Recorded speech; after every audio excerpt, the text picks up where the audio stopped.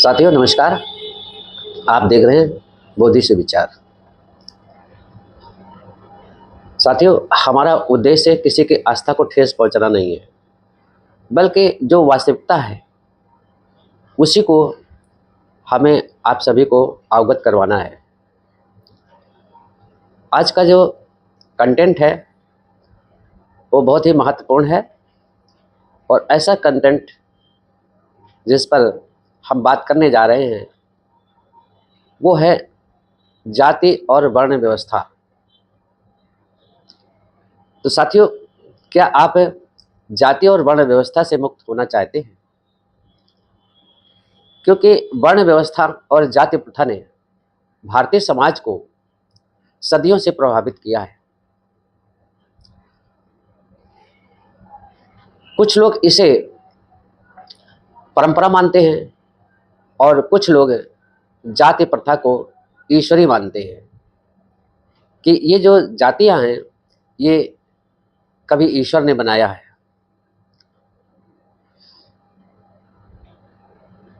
आधुनिक लोकतांत्रिक भारत का संविधान जो है वो सभी नागरिकों को समानता का अधिकार देता है। इसलिए आवश्यक है कि हम सभी जाति से ऊपर उठ करके शिक्षा, भाईचारा और समान अवसर और मानवता को प्राथमिकता दें। लेकिन आजादी के बाद और भारतीय संविधान को लागू हुए 75 वर्ष से अधिक हो गए हैं, परंतु क्या ऐसा हुआ? क्या मानवता की बातें हुई? क्या जाति और वर्ण व्यवस्था को रोकने की बातें की गई? ये बाबा साहब का अथक प्रयास था, जिसके कारण थोड़ा सा अंतर आया, परंतु जाति प्रथा और वर्ण व्यवस्था की जड़ें आज भी जमाए बैठे।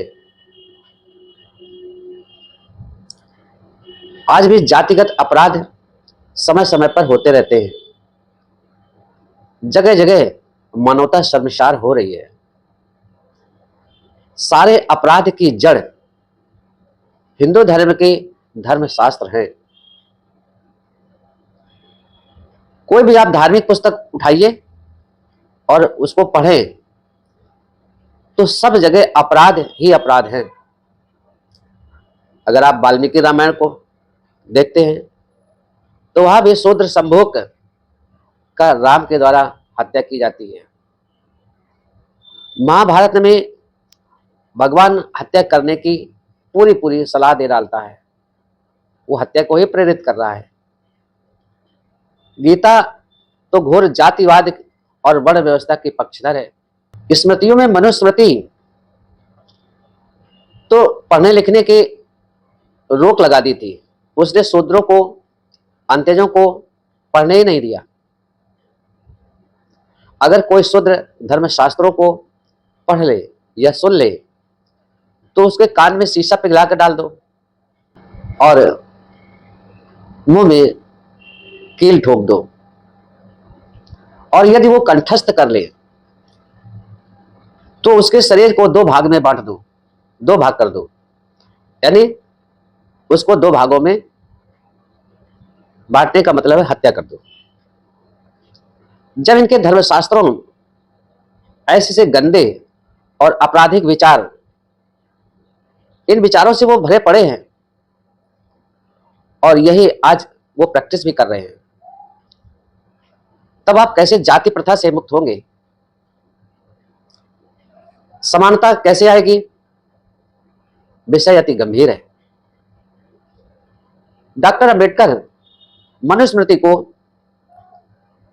25 दिसंबर 1927 को सार्वजनिक स्थान पर जलाने का काम किया था।